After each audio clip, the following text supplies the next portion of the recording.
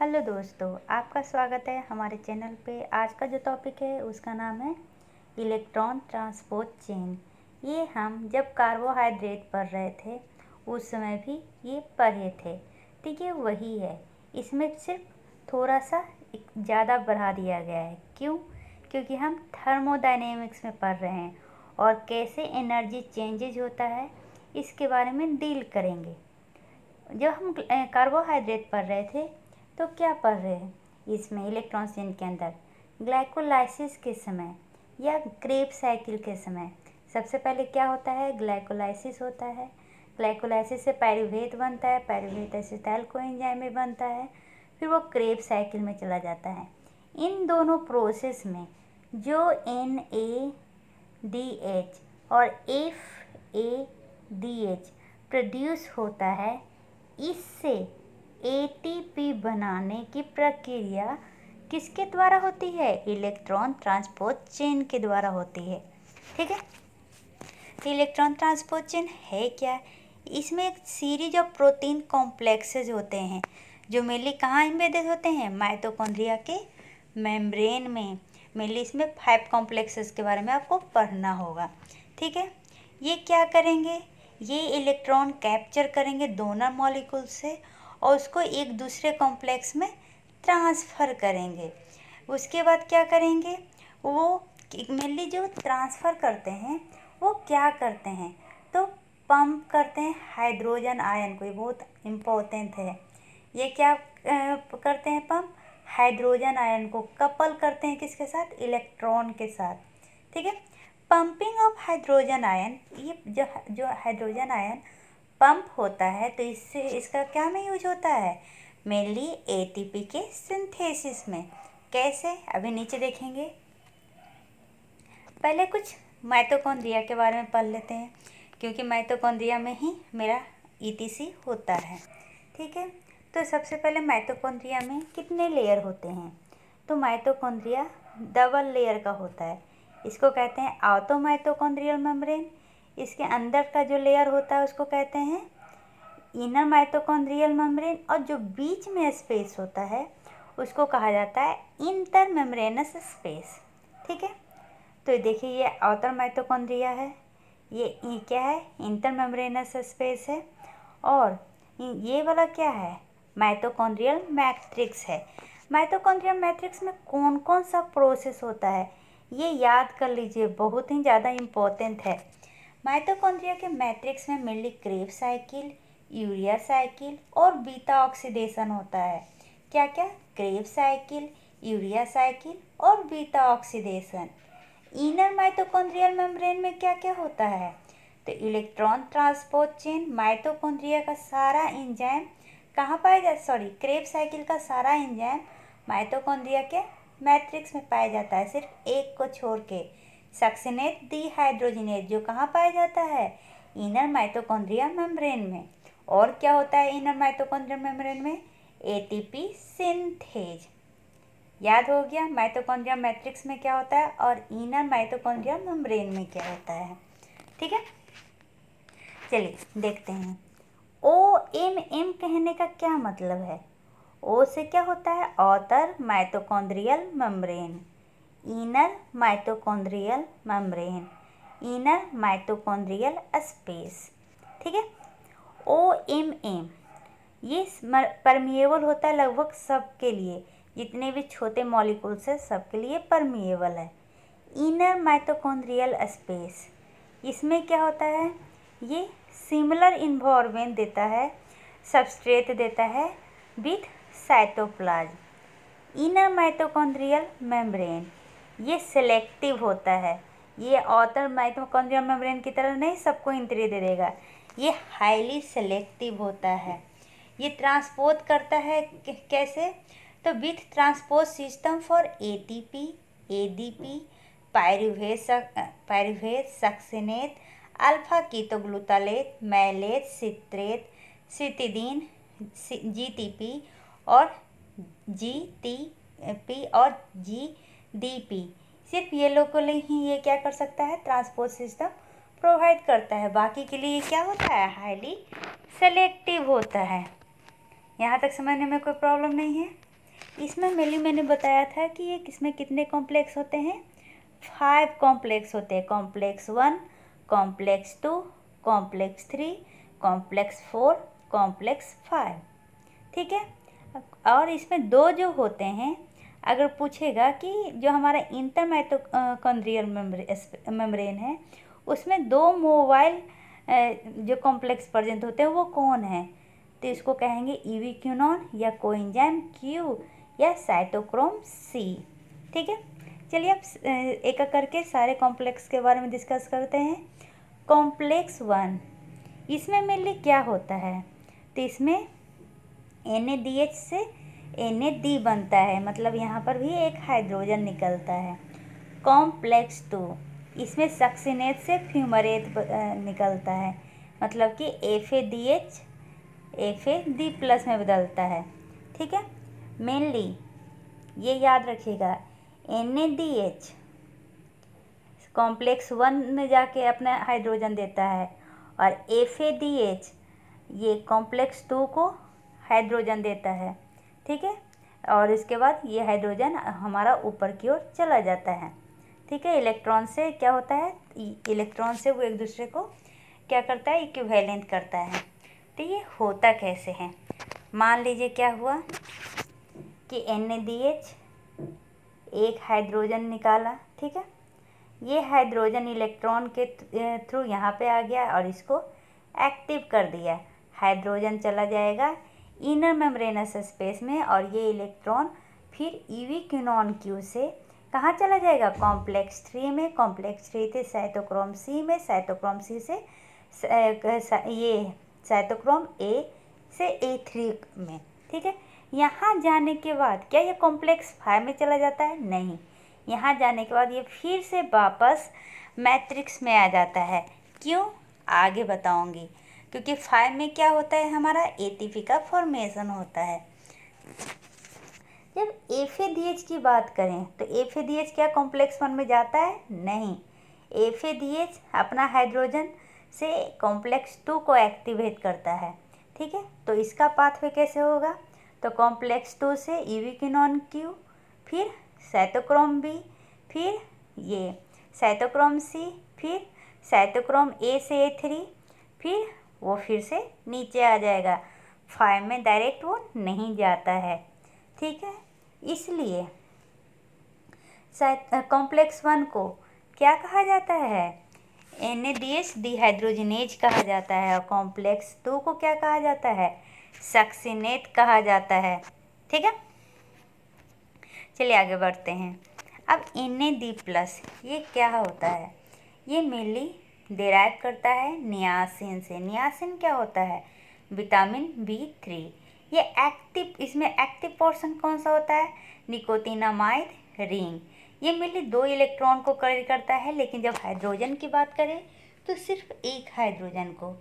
FAD ये कहाँ से डेराइव होता है, राइबोफ्लाविन। राइबोफ्लाविन कहाँ से होता है, तो विटामिन B12। याद रखिएगा, कोड ये है थायोलायोनायापेंट। क्या,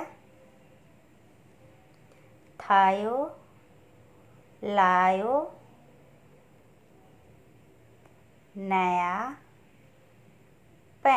ठीक है।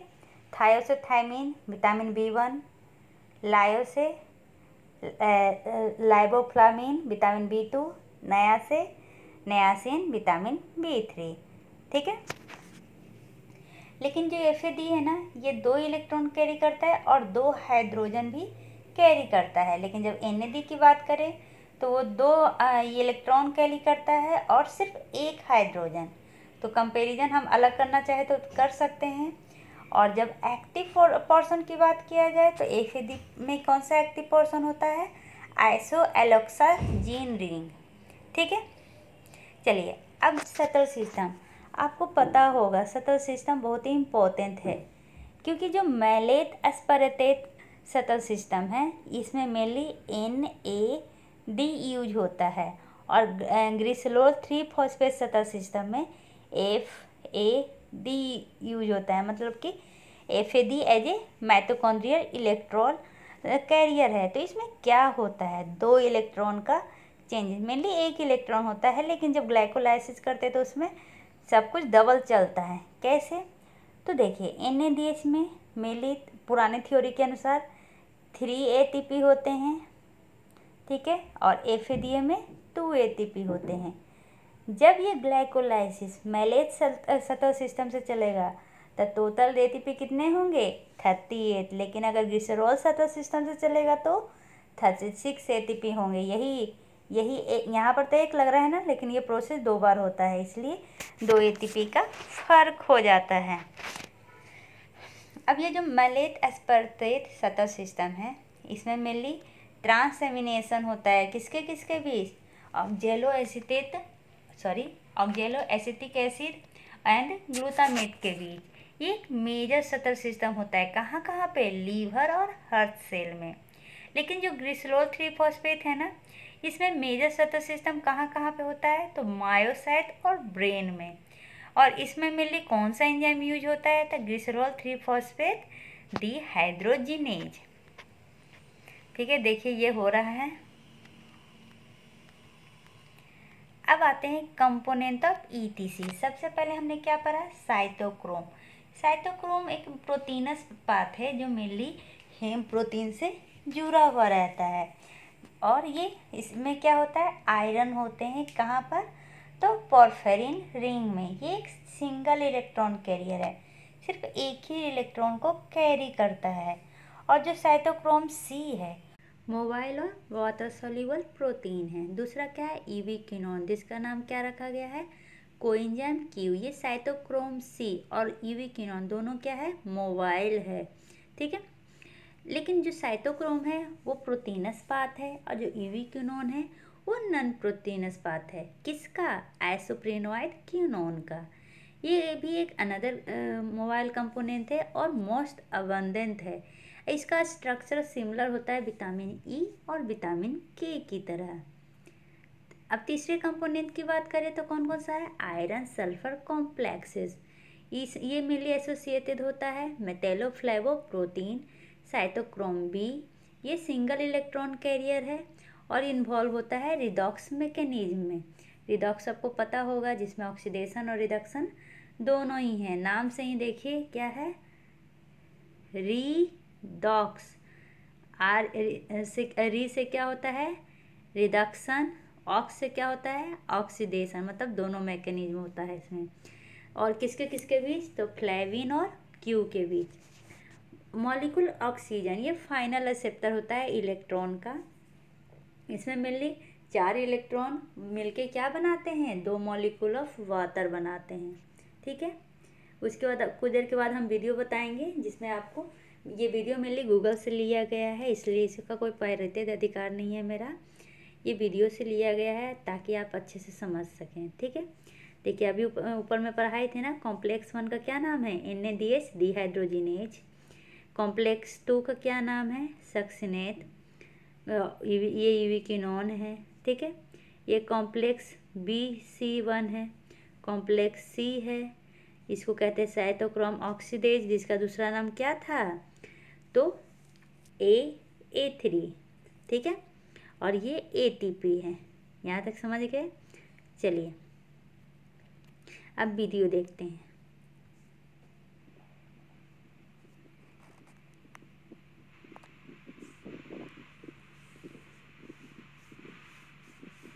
Transport chain, NADH dehydrogenase, cytochrome BC1, cytochrome oxidase, and the complex that makes ATP synthase. In addition to these complexes, 2 mobile carriers are also involved, ubiquinone and cytochrome C. Other key components in this process are NADH and the electrons from it, hydrogen ions, molecular oxygen, water, and ADP and PI, which combine to form ATP. At the start of the electron transport chain, 2 electrons are passed from NADH into the NADH dehydrogenase complex, Coupled with this transfer is the pumping of one hydrogen ion for each electron. Next, the two electrons are transferred to ubiquinone. Ubiquinone is called a mobile transfer molecule because it moves the electrons to the cytochrome BC1 complex. Each electron is then passed from the cytochrome BC1 complex to cytochrome C. अभी तक हमने क्या पढ़ा? अभी तक हमने पढ़ा कि जैसे कि NADH है, तो NADH कितने इलेक्ट्रॉन को कैरी करता है? 2 इलेक्ट्रॉन को कैरी करता है और एक हाइड्रोजन को कैरी करता है। तो ये कॉम्प्लेक्स 1 को क्या करेगा? 2 हाइड्रोजन, एक हाइड्रोजन देगा और 2 इलेक्ट्रॉन देगा। हाइड्रोजन चला जाता है स्पेस में, इंट्रामेम्ब्रेनस स्पेस में, और जो ये इलेक्ट्रॉन है ट्रांसफ़र करना स्टार्ट करेगा। साइटोक्रोम से आ जाएगा कहाँ पे? Cytochrome BC1। ठीक है। अब यहाँ पर से जो हमारा ये साइटोक्रोम C है, ये एक बार में एक ही इलेक्ट्रॉन ट्रांसफ़र करता है। ठीक है, तो ये फिर इलेक्ट्रॉन ट्रांसफ़र करेगा। चलिए आगे देखते हैं video.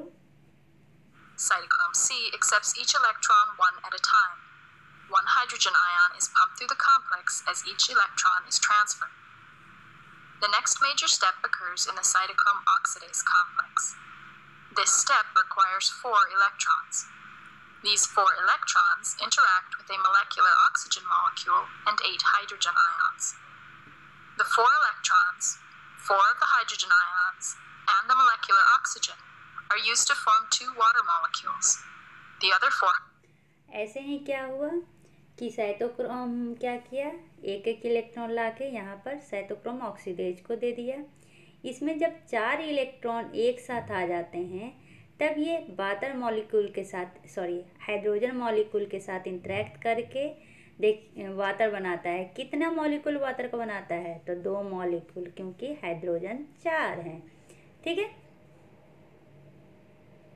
Hydrogen ions are pumped across the membrane.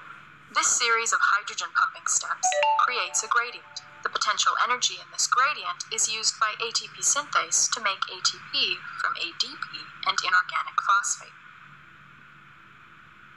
The ATP synthesis steps you see here are discussed in greater detail in the ATP synthase gradients animation. चलिए अब दूसरा वीडियो देखते हैं, जिसमें ये दिखाएगा कि कैसे सिंथेसिस होता है। Hydrogen ions are also known as protons. A gradient exists when there is a higher concentration of a molecule in one compartment compared to a neighboring compartment. This animation will demonstrate how the potential energy that results from a hydrogen ion gradient uses ADP and inorganic phosphate, also known as PI, to synthesize ATP. This process involves an enzyme complex called ATP synthase. Gradients and the potential energy they create are key aspects of the biological world. A good example of the use of a gradient occurs in the mitochondria when ATP is synthesized. ATP is synthesized by ATP synthase, a large complex of membrane-bound protein. Here we see ATP synthase, along with other membrane-bound proteins. अब क्या कह रहा है? जैसे कि NADH था, तो वो क्या कर रहा था? हाइड्रोजन ऊपर भेज रहा था, इलेक्ट्रॉन को ट्रांसफ़र कर रहा था। इस तरह से क्या होता है ना, ऊपर में मतलब इंटरमेम्ब्रेनस स्पेस में क्या हो जाता है? हाइड्रोजन ज़्यादा हो जाता है और अंदर में कम हो जाता है। ठीक है, तो अब क्या करते हैं? ये क्या हो गया? ग्रेडियंट डिफरेंस हो गया। ऊपर में हाई कंसंट्रेशन हो गया, नीचे में लो कंसंट्रेशन हो गया। तब ये क्या होगा? हमारा ATP, एक एंजाइम है एटीपेज सिंथेज एंजाइम। ठीक है, ये क्या करेगा? ऊपर से एक हाइड्रोजन लेगा, एक अपने पास रखेगा और दूसरा ट्रांसपोर्ट करेगा और ATP को ADP में बदलने में हेल्प करेगा। चलिए देखते हैं कैसे। Proteins. Notice the large difference in the number of hydrogen ions on the two sides of the membrane. This difference is a hydrogen ion, or proton, concentration gradient. The energy associated with this gradient is used to synthesize ATP from ADP and PI. This occurs at the ATP synthase complex. One hydrogen ion enters the ATP synthase complex from the intermembrane space, and a second hydrogen ion leaves it on the matrix space. The upper part of the ATP synthase complex rotates when a new hydrogen ion enters. Once 3 protons have entered the matrix space, there is enough energy in the ATP synthase complex to synthesize 1 ATP. In this way, the energy in the hydrogen ion gradient is used to make ATP. Now let's watch the process again. Notice how the proton enters the ATP synthase and exits into the matrix space. Once 3 more hydrogen ions have crossed the membrane, another molecule of ATP will be made. In this example, the hydrogen ion gradient is large enough to produce 6 ATP molecules. Please watch as the remaining ATP molecules are synthesized.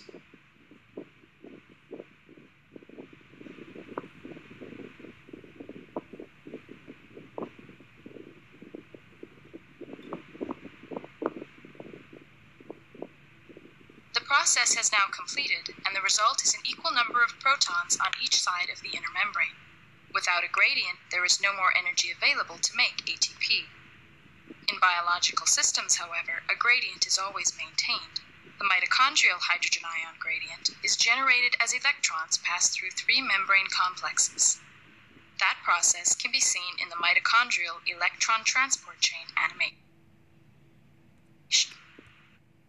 अब क्या कह रहा है ना कि ये process कब तक होता है एटीपी का बनने का, जब तक ऊपर में जो कंसंट्रेशन है और जो नीचे में कंसंट्रेशन है, मतलब जो मैट्रिक्स में कंसंट्रेशन है, जो इंटर माइटोकॉन्ड्रियल स्पेस में कंसंट्रेशन है, बराबर ना हो जाए।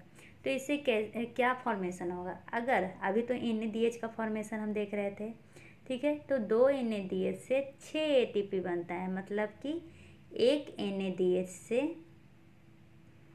कितना ATP बनेगा? 3 ATP। ये पहले का फॉर्मूला है।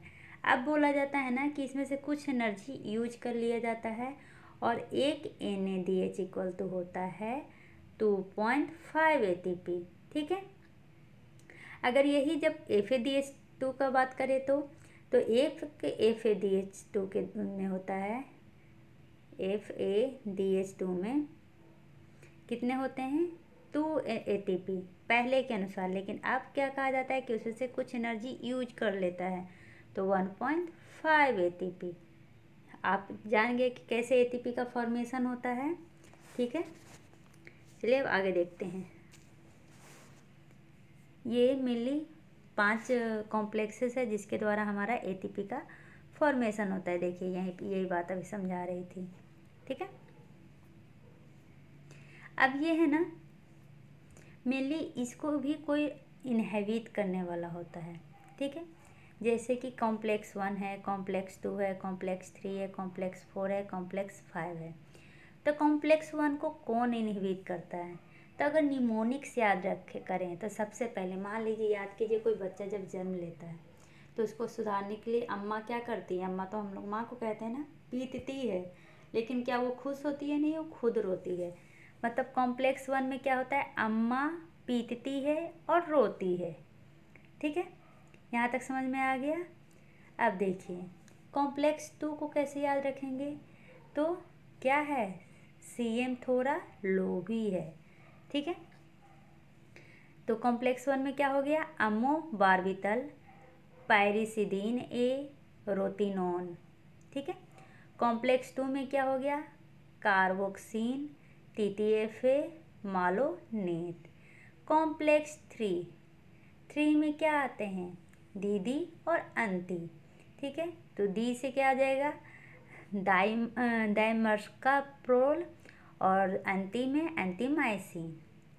कॉम्प्लेक्स 4 में देखिए क्या क्या आ रहा है? Cyanide, hydrogen sulphide, carbon monoxide, ठीक है। अब कह रहे हैं ना कि जो नन साइट स्पेसिफिक इनहिबिटर कौन कौन सा है? तो एक होता है ओलिगोमाइसिन, ये कॉम्प्लेक्स 5 इनहिबिटर है, ठीक है। अगर कोई बोलेगा कि ADP ATP ट्रांसपोर्टर को कौन इनहिबिट करता है? अल्ट्रा सिक्लोसाइड, याद रखिए ये सब बहुत ही इम्पोर्टेंट है, ठीक है। अनकपलर, माने कपल होने से कौन रोकता है? अगर कपल ही नहीं होगा तो कोई भी इलेक्ट्रोकेमिकल ग्रेडियंट नहीं फॉर्म होगा, जिसके कारण कोई भी ATP का फॉर्मेशन नहीं होता है। तो इसमें कौन कौन से होते हैं? मेनली इतने सारे इन्वॉल्व होते हैं। तो अगर कोई क्लासिक एग्जाम्पल पे बोले तो 2,4 डाइनाइट्रोफिनॉल। ठीक है। कौन अलाउ करता है पोटेशियम को पास थ्रू द IAM? तो वो होगा वेलिनोमाइसिन। कौन पोटेशियम और हाइड्रोजन के एक्सचेंज को अलाउ करता है? नाइगेरिसिन। और भी dinitrocresol, pentachlorophenol, salicylanilides, CCCP, bilirubin, free fatty acid, thyronine. लेकिन मेन इम्पोर्टेंट ये तीनों ही है। ठीक है। इसी के साथ हमारा ETC खत्म होता है। अगले वीडियो में हम बायोलॉजिक ऑक्सीडेशन लेके आएंगे। तब तक के लिए bye bye, take care, see you, sayonara.